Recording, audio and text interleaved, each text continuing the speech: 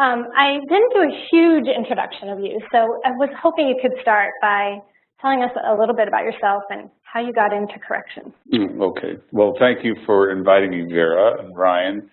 Thank you for inviting me. This is the third time I heard about how mean I look. But just to go to the 60 Minutes thing, my family was all excited that I was going to be on 60 Minutes. And you know how they have the thing to tick, tick, tick, tick, tick, and she said, "You were barely a tick." I said, "It's not about me, it's about the message, right?" So I am, so a little bit about me. Next month, it'll be 28 years in corrections in the same state of Connecticut. I started as a correction officer, but before I was a correction officer, I was teaching in the system in Waterbury, Connecticut. I did that for a full year, and I come from a very large family. Well, 5 people. It's not so large for some, but 5 today's standards, it's a large family. A student loan, and a friend of mine who was in the business of correction said, "Hey, look, they hire summer help." I thought that was kind of interesting. So I showed up at a correctional facility, filled out an application. They called me that afternoon. They said, "You start Monday." And they gave me 2 weeks of training, and there I was off. I was running this housing unit, and I was enamored with it and never left. And I had very unique opportunities and experiences. It was a growing system, and I saw it as an opportunity for me to do something interesting in my life. How long did you stay as a corrections officer before they pulled you up? About 4 years, and then I became a lieutenant, went from lieutenant to a training officer, from training officer to a captain, from a captain to, and in the middle they had these other assignments, legislative liaison, spokesperson, but they pulled me off the spokesperson thing because they said I was too mean. Yeah. That was smart of them. Yeah. And then from major to deputy warden, from deputy warden to warden to deputy commissioner, and then not too long ago, I was commissioner, right? It's about a year and a half now, right? So. Okay. And what are some of the stories from those first 4 years that you carried with you throughout your career and impressed upon you those first 4 years as a correctional officer? Well, you know, there was an article that really brought it to light for me. The reporter just did this outstanding job, but who reminded me when I came into corrections, it was the whole start of the hyper-incarceration age of corrections that I took for granted. So the system was growing. There was chaos. There was a lot of, we were hiring a lot of new people. The system in Connecticut now is about 16,500 and a little change. When I started in 1988, there were 7,000 inmates in the system. So I went through the growth. Wow. So those are some of the exposures that I had, and it was trying times, to say the least, and I think if you talk to any of my colleagues who have been through that, they'd share the same results. But there was a lot of gang activity, things of that nature. It was not a safe environment. I called it a system in chaos. And when did it start to turn in your eyes? Or it evolved over time, and what we had to do was to make the environment safe. So at the time, one of my predecessors, named John Armstrong, came in and went to this back to basics approach. And the back to basics approach is saying, look, we can't do anything from a program perspective. We can't do anything on a reentry perspective until we make these environments safe, so the staff feels safe, the population feels safe. And once we get there, then we can explore these options. So that evolved over time. And then people who replaced that commissioner moved in the direction of reentry, and then several other commissioners have come in moving in the direction of reentry. And then Semple arrives, and we have this aging population, less juveniles coming into the system. Age, as many of you know, is a huge predictor in terms of lowering recidivism. And so I really looked at it as an opportunity to really focus on meaningful reentry change, and that's where Connecticut has gone. And we have established some performance measures that say that we're doing this in a very efficient way. And I have to put emphasis that this is something philosophically that I influence, but it's really the people that I work with that have to complement it, and they've done a very good job. So I told my Vera colleagues that I got to play a role here today that I've been waiting a lifetime to play, which was Oprah. And so in true Oprah spirit, I want to ask you what your most significant aha moments were.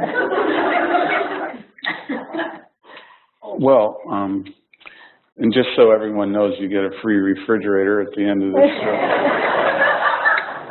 Now they won't be surprised at the end. And they were hoping for cars, not refrigerators. I came up the elevator, so you're not going to get it out of there. Aha moments. This is where I'm supposed to cry. And, well, there's no crying in correction. You know,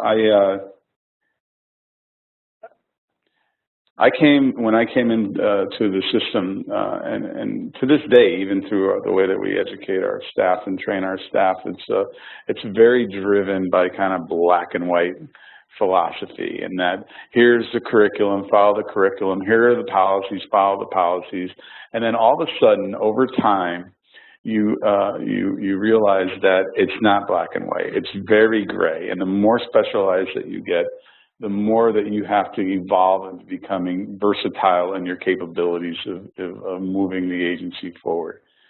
The other aha moment is, I don't know if I can call it aha, but over time, one of the things that I recognize, and this has a lot to do with why I work very hard of trying to improve wellness within our correctional facilities, is that the staff and inmate population get exposed to a significant amount of trauma that is taken for granted within correctional systems. And I was about 15 years on the job, so that's an aha moment. I'm not really that smart. It took me 15 years to figure that out. But I realized that we take a lot of things for granted, things that happen in correctional environments that you just don't see anywhere else. And we construct our facilities, I call them stadium construction, because something happens inside a facility and everybody knows about it. So not only can you be directed some direct trauma, but there's vicarious aspects to that comes home. And I really felt that, you know, no matter what we do and how we do things, I want to impact overall wellness. And that goes beyond the staff. It goes to the inmate population as well. Because if it was easy as getting a job and getting a place to live and paying your taxes and being law-abiding, I'd be in a pretty good place. But the complexity of this whole issue is that there's a wellness aspect to that really makes it complicated. And that is something that I feel we have to pay a lot more attention to. So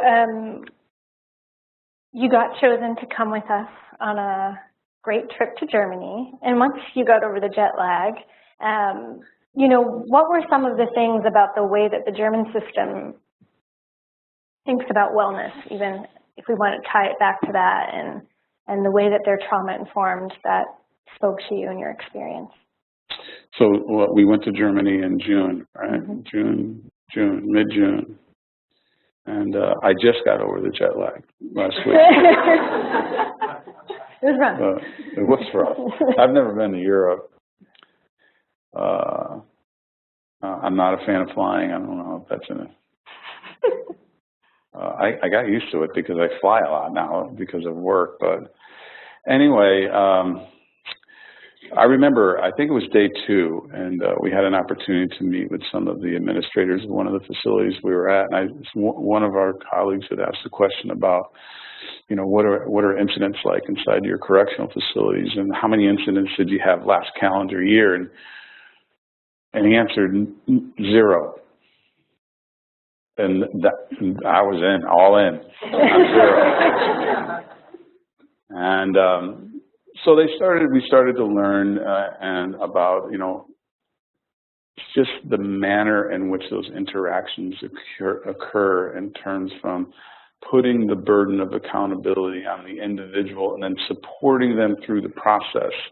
That was very clear and evident to me. And I use that terminology today, and I said, we have an obligation to be accountable to people who are accountable to themselves. In our system, we are very good at holding people accountable.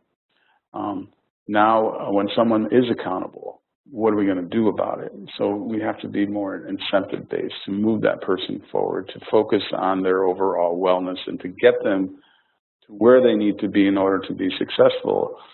And again, it's complicated because everyone's different and everyone responds differently. Some folks you can just say, this is how it is, and some folks you have to really take your time. So what else did I miss about that question? Oh, just the training that they did over there was extraordinary. First of all, I could not get a job there because you have to have a IQ of 100 or above. I was intrigued by that. And the training was a much more substantial amount of time, more clinically driven in terms of what the staff were exposed to. And you could see it, the way that the staff interacted with the population. Generally, it was very quiet, even though there was active movement inside the facility. The engagement was more humane in terms of how people were dealing with each other, and just the whole dynamic of the architecture and things of that nature were very much aligned to helping folks. The construct of the buildings, it was like a Zen moment. I mean, it was just, I don't know, someone took a lot of time in the planning of those sites to take those things into consideration. I hope I sized that up appropriately, but. I mean, I don't know if I'd use the word Zen as much as IKEA, but like it was definitely. IKEA. I did use IKEA yesterday when I was trying to explain this to somebody. Very IKEA. So one of the things that you brought back with you was this idea of treating young people in your system differently. And can you talk a little bit about what you saw in Germany and how that's pushing forward things in Connecticut? Okay. So I mentioned before that age is a big predictor in reducing recidivism. I think everyone's shaking their head, so I thought you were going to say, wow, we didn't think of that, but apparently you all So we got that covered, right? We can do nothing in Connecticut, and the recidivism rate's going to drop because we have an aging population. Don't tell anybody. Too late. But it's true. You know, you have to have concepts in place that are going to double down on that. But if you pay attention to the younger population and you pay attention to their activities, they have the highest rate of return. They have more likelihood to committing impulsive acts. And there's this whole notion about brain development, and I have to credit Vera because it came down to the committee that I have working on this, because we intend to open up a facility in Connecticut in January of 2017 that's specifically designed to deal with this 18 to 25 brain development issue, to see if we can impact the recidivism rate for this particular population. So it's going to require some resources, and we know that. But if this is the population that has the highest rate of return, and we want to have real meaningful impact on recidivism, which has a public safety benefit, we need to focus on this population. I mentioned earlier about 15,500 and change in the system.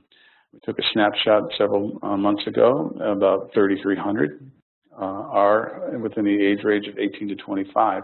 they're responsible for the vast majority of the incidents within the facilities. So if we can provide the right opportunity for them to move forward, to help them with their impulsivity, to help them with all the manipulative aspects that occur sometimes with the older population, we should experience lower incident rates throughout the system. But you have to be very careful, and this is a lesson I learned through Vera, is that you just can't make the facility for the age group. You have to make the facility for the age group with the proper programming and dosage. And were there things from the young adult facility in Germany that you want to see implemented into the work you're doing? I'd like to spend another week there. Some things that were interesting in Germany at that young facility is co-ed. The dynamics of the facility were more aligned to what you see in a prison with a 30-foot wall. The population, bless you, the black population that was there wore civilian clothes, just like pretty much every facility that we went to and visited in Germany. There are aspects in terms of how they train their staff that I really want to pay a lot of attention to. And I think that our staff, because of the way that we train them, are going to have very specific training to deal with this population. It's critical for us to have success. Yeah, in Germany, line staff that are in charge of security and safety go to training for about 2 years.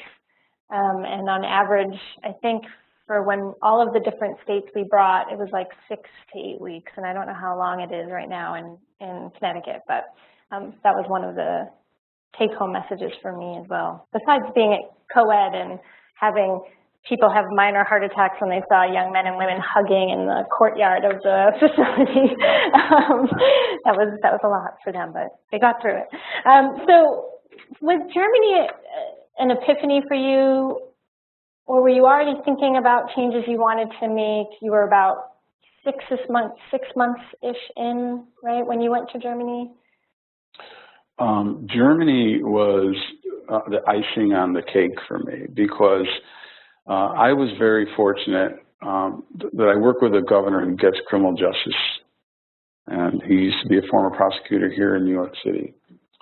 So I can talk the lingo with our governor, and he knows exactly what I'm talking about. So when I first became a commissioner, I was in an acting role, and I began the process of I did not want to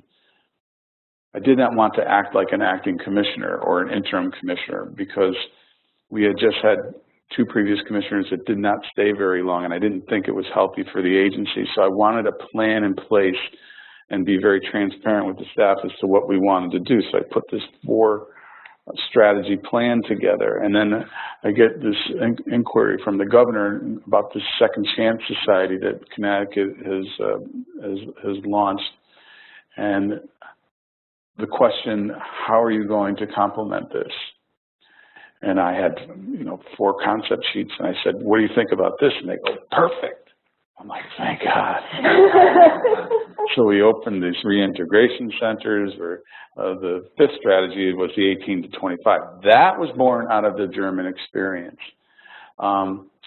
In many ways, some of the things that I saw in Germany in terms of what we do with our reintegration centers in Connecticut, which we closed down. We didn't close down our facility. We repurposed one of our correctional facilities, which is now called a reintegration center, very focused on reentry. The exposure in Germany, excited me that we made the right choices of where we decided to focus our attention in terms of supporting successful reentry. So what do you see as the opportunity for your corrections staff, the line staff, to really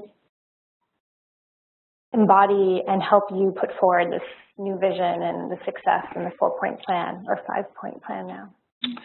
What role do they have to play in that for you? So one of the things that we have to do is that we have to show the people who work in our correctional facilities what success looks like. So year 1 post-incarceration in Connecticut, we have a very low recidivism number. And there's a debate for how you want to measure recidivism because everybody has a different formula for how they want to do it. But I can tell you that we have a pretty low recidivism number year one. It rises year two, year three, but year one. One of my experiences when I started to move up through the ranks, past the level of warden, became a deputy commissioner and then commissioner, is that you get invited to reentry ceremonies and things of that nature. You have interactions with people who have previously been incarcerated and have something to say. You know, people who are excited say, listen, this is what you have to do. And then when, you know, you hear it from 10 different people, you start paying attention to it. But one of the things that happened for me was when I went to this reentry ceremony and I came back from it. I'm driving home that evening and I had an epiphany.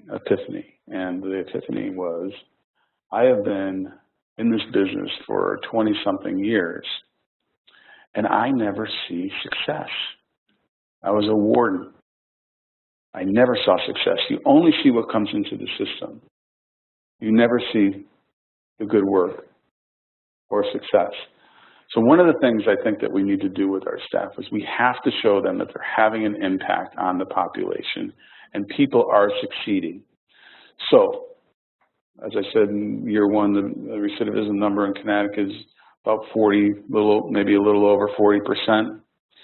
And people can be critical of that, but that means more than half are succeeding. You are having an impact. And now, let's bring it to another layer. Let's peel back the onion a little bit. Let's talk to the consumer, the person who has been incarcerated. And let's say, what did we do that helped you succeed? And the interesting thing about it is they'll say, you know, it really wasn't your programs. Although we appreciate the programs, it was the people. So that did something for me as well. And it wasn't just the staff, it was peers. Sometimes it was peers, sometimes it was correctional staff, sometimes it was a combination of both. So that led me to start having the discussion with, you know, what do we want programming to look like in Connecticut? And I'll go back to my own education, you know, and I tell this story often, but I have an audience today, so I'll tell it again. I don't remember much of what I learned in 5th grade, but I remember Mr. Mobilio. He impacted me. He was passionate about what he did. So the message to my staff and my facilitators is to be passionate. And when you're a passionate facilitator, you can have an impact. So that's some of the things that we're working on. What do you see are the challenges of culture shift and culture change when you're in a corrections department? Every facility that we have in Connecticut may have similar cultures, but they all have different cultures.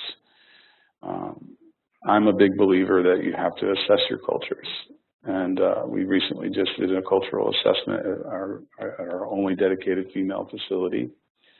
The worst thing about cultural assessments is sometimes you're going to hear things you don't want to hear. Like you think everything's going well, and you're going to see this report, and you say, "Ah, this is awesome." And then somebody from the outside comes in and interact with the staff, and they're good at what they do, and they're saying, "You know what? You have more work to do."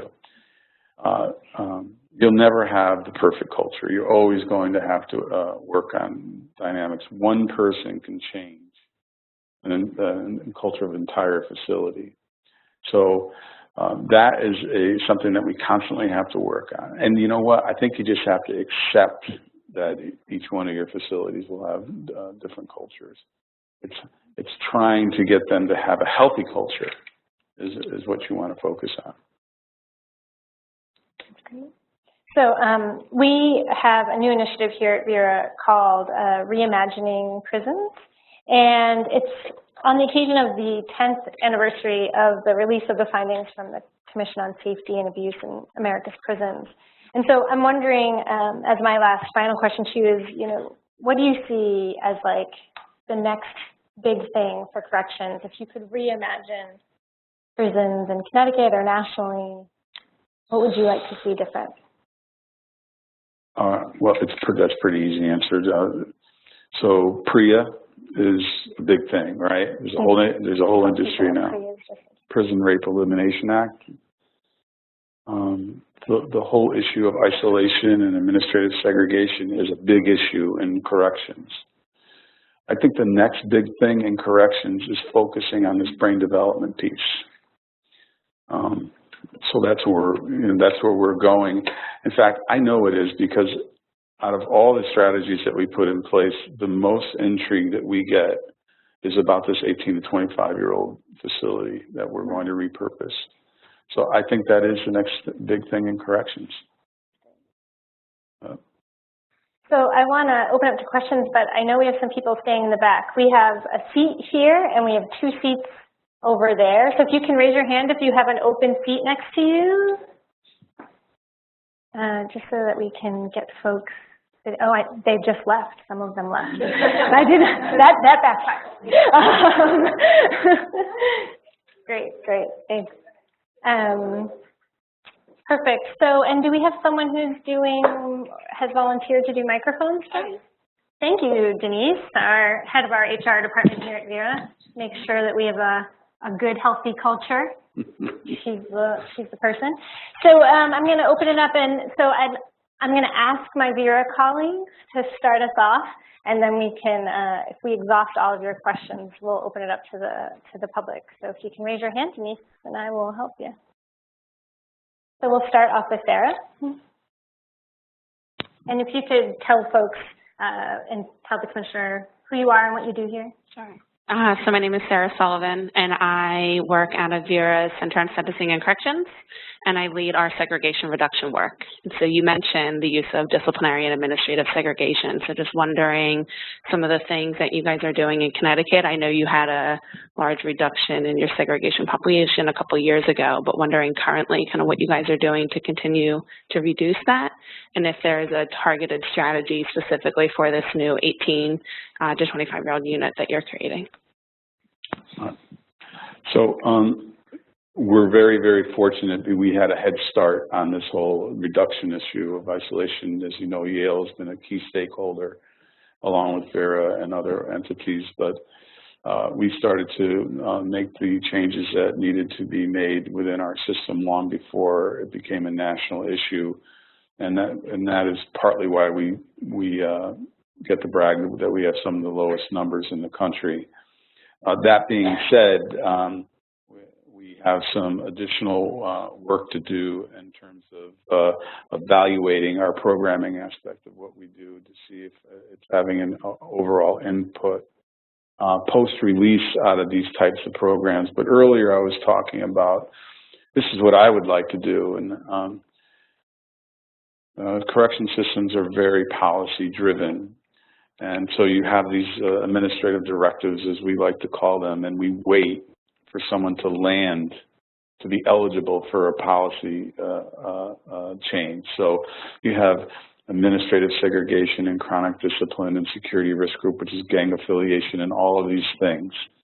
And these are administrative directives that are just waiting in their boxes, and we just wait for someone to land in that box.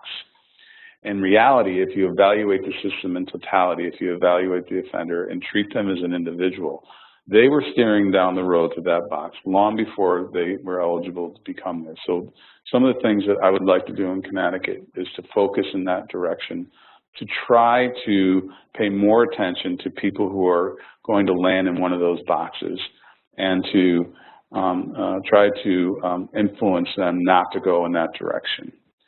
As far as the 18 to 25-year-old population, many of them have security risk group gang affiliations. We are going to have to pay attention to that and how we're going to do that. I'm not sure if we're going to be able to launch an initiative January 2017, but there's no doubt that we're going to have to do some innovative stuff in that regard because they represent a fairly large percentage of our overall population. But if you assess a population in most systems, and every system that I've been in this country does something very well, but if you assess a population in most systems, you will find that there's no perfect way to do things. You're going to have flexibility, and you're going to have to be versatile in how you're going to present programs to that particular population in the manner in which I think in a more passionate way. So it's a work in progress. I think it always will be. What other questions do we have? Margaret? Hi, Margaret DeZerga, also with the Center on Sentencing and Corrections. One of the things that sort of shocked me when I heard from my colleagues after the Germany trip was just the amount of contact that incarcerated folks in Germany could have with their families. Like I heard there were phones in their rooms. And I wondered, what some of your reactions were seeing that and how, maybe not that specific practice, but just their general approach around family contact. We saw in the video piece about the furloughs. It seems like a really important piece of the human dignity approach there, and I'm curious what thoughts it sparked for you. I think I'm quoted in a newspaper as saying that I had my back against the wall because I was just not used to that type of interactions where there was kitchen utensils and things of that nature right out in the open. But I just had to keep reminding myself, remember, they had no incidents, they had no incidents, they had no incidents. I am a big believer in family interactions. I was previously a warden of our dedicated mental health facility in Connecticut. I found that for me to succeed, to assist that person, you had to do it through partnership, and that more often than not is the family. And my philosophy, my personal philosophy, if a parent or a loved one takes an interest in someone who's incarcerated, do not turn them away. Because if you can bring them on as a partner, you get an added incentive of trying to help that individual move forward. So they did some very innovative things on the family side of what they do. A lot of what they did when I was trying to say, okay, can we do this in Connecticut? And I thought about the reintegration centers in Connecticut, and I have to give credit to the state of Ohio, where we borrowed these programs from. These things reminded me of what we're doing in the reintegration centers, which is, again, it's fluid, it's subject to change. I was just talking with the warden at that particular facility who's planning on a father-daughter dance, which will be quite a shock to the staff, which probably just found out about it, so. They'll be fine. It'll be great. Hi, this is Vidya Ananthakrishnan from the Center on Youth Justice. I was just wondering, you talked a lot about sort of culture change and just this idea of kind of bringing,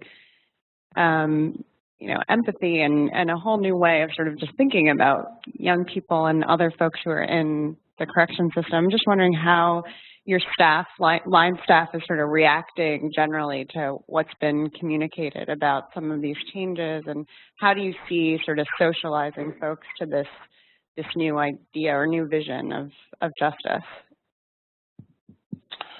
Well, I find that there's three types of people that I typically, and I probably, this isn't complicated, but I have some of my colleagues with me here today. I call, when we're talking about correction officers and so some people, they fall under the umbrella of enforcer. And then you have some people who are just more treatment driven. The worst person is the one who doesn't care. In terms of trying to influence the staff, I mean, some staff is just tell me what I have to do. We bring you through this academy. We teach you how to be a black and white thinker. And there's a reason why we do that. Because anytime that you are subjected to an emergent issue, you have to have something to go back to. But then how do we help that person grow? Some grow on their own. Some folks we have to pay more attention to and help them to grow.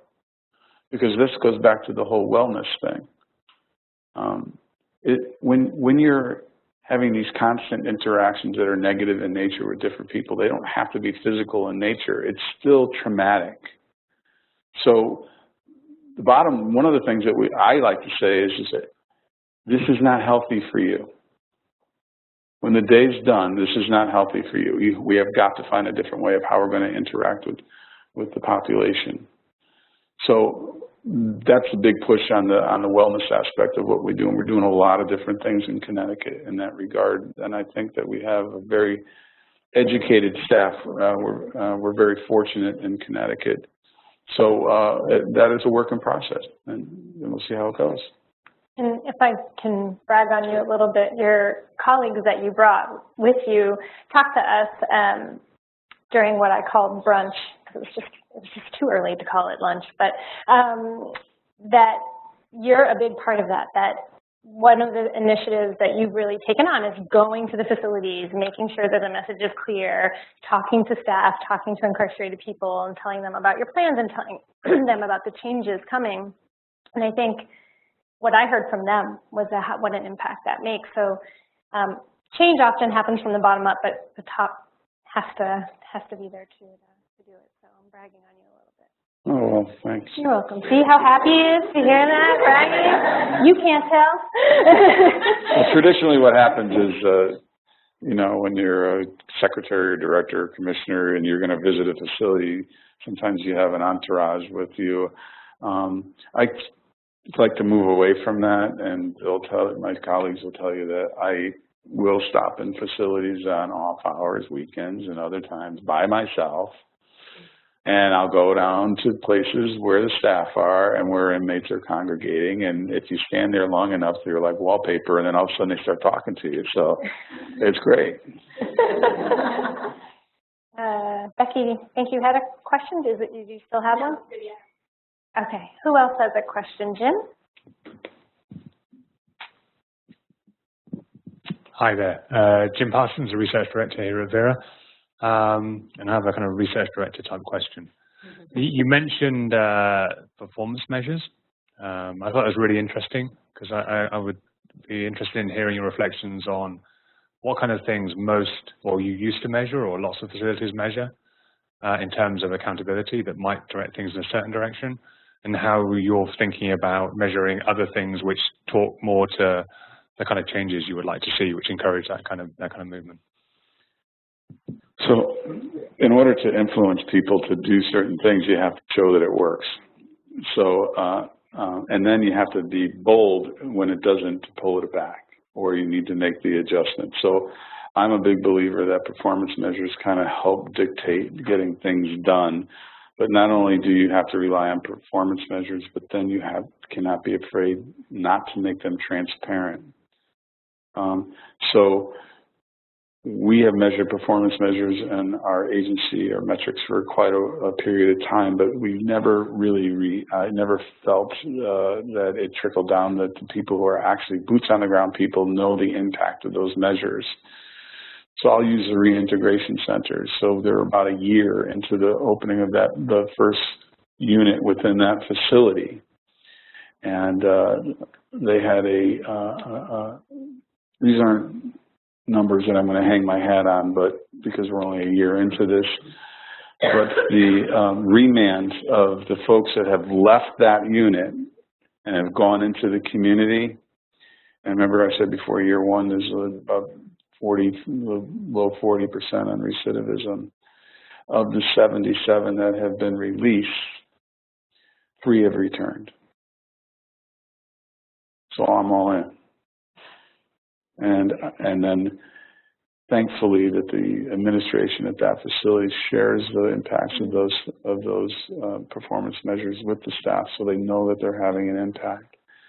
So that is I think we need to raise the bar on another level on the performance measure side of things, because I think there's a lot more things that we can look at that we're not paying attention to.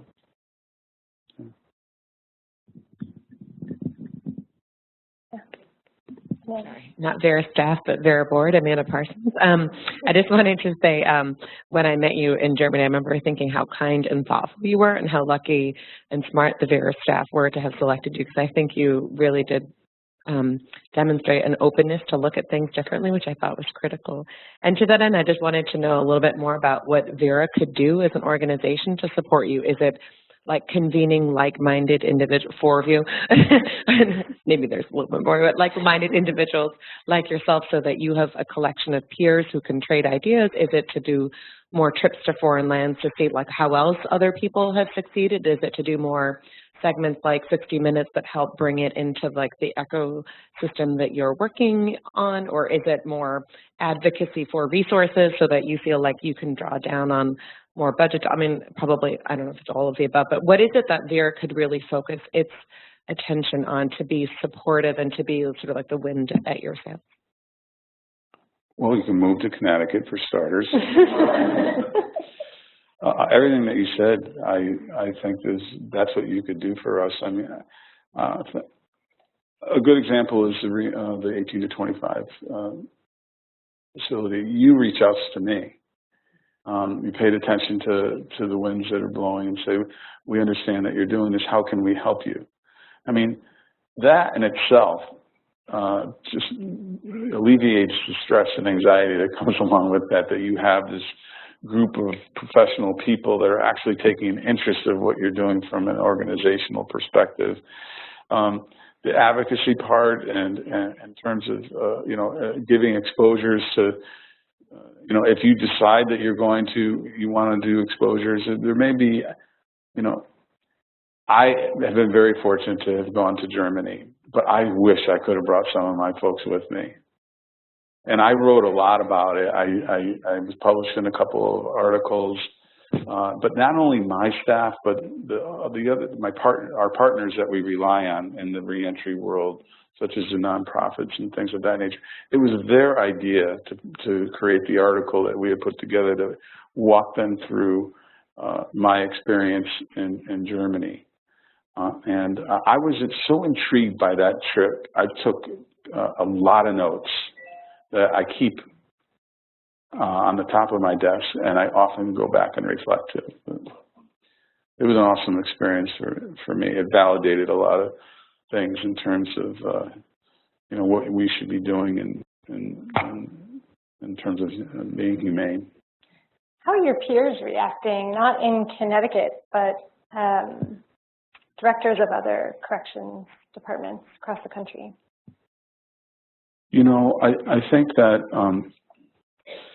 I think there's a lot of positive discussion with my peers in terms of what do we want to do from a reentry perspective and what do we want to be.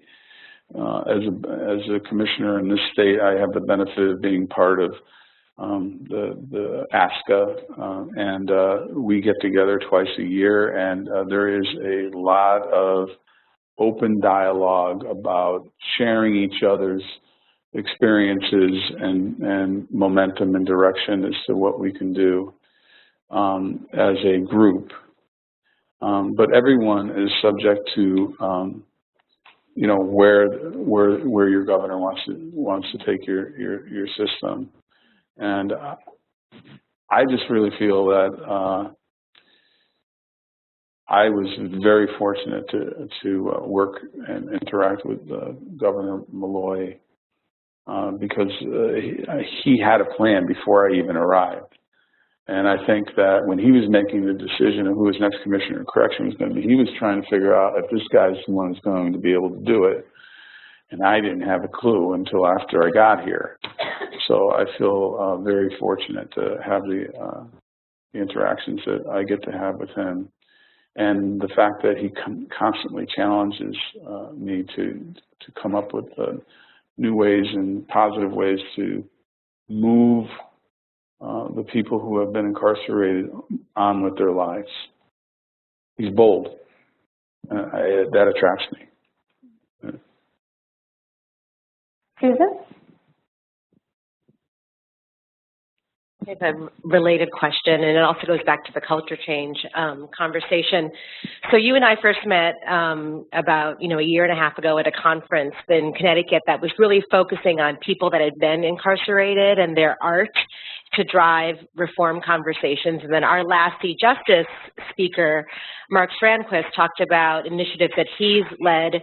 One of them is like Windows from Prison, where he's brought the voices and perspectives of people that are incarcerated to help fuel kind of larger conversation and change. And so I'm just curious, in your experience, where do you see, where can it be a motivation or a lever for change to have the perspectives or the stories of people that have been through the system, or their art, or any kind of representation of that? And how has that been helpful for you? And where do you see that fit in the larger kind of space around making change and on the policy front? So the art thing that goes on in Connecticut, we have the art program, and the works of those art go all over the country.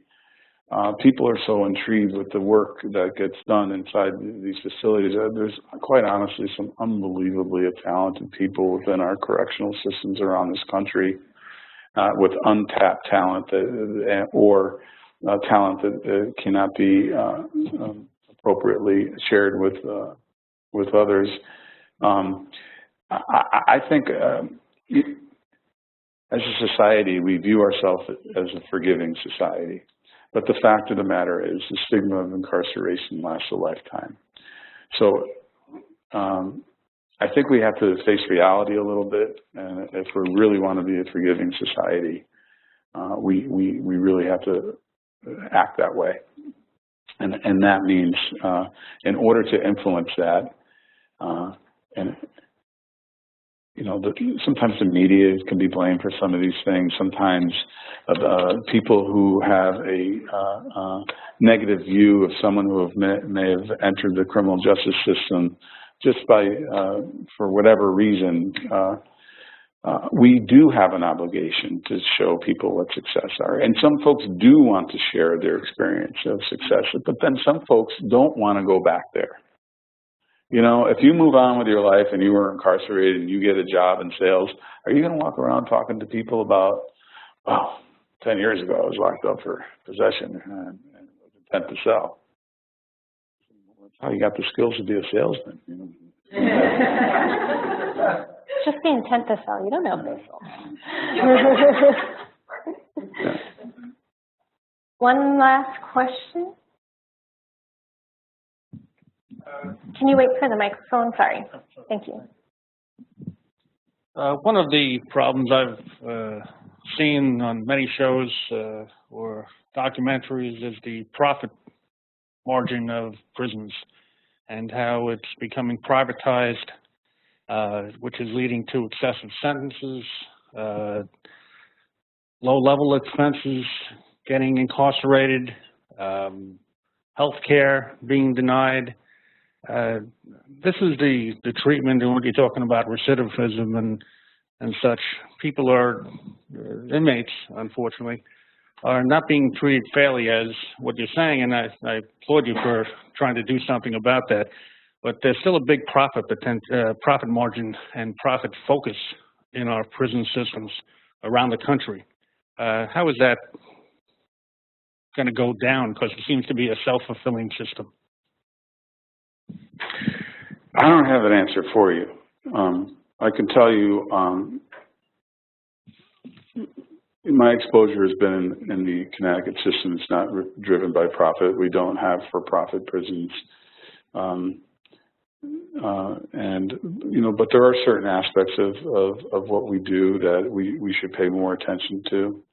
And if you're going to, if you know, my advice to anyone that is in this industry that's looking to make it for a profit, at least put that investment on the front end so that you can have a no entry option as well. And I think that that's what systems, at least in my discussion with colleagues who do what I do, would prefer to focus on. But you're right. I think it has become an industry for some, and some things that we probably need to pay attention to in terms of is that the role of government or is that the role of the private sector? So probably not going to get a job in the private sector now. Just that goodbye. I did not fulfill my role as Oprah and being successful at making you cry. But some of you are going to be lucky enough to reach under your chair and come away with a treat. I'm not even kidding. Reach under your chairs. It's taped under the seat of your chair. You got something. What in the kitchen? Someone got a full Easter bunny chocolate. All right, it's a big winner. It's a big winner. So, but thank you, Commissioner Semple. And if you all would just join me in a round of applause and thank you for your time.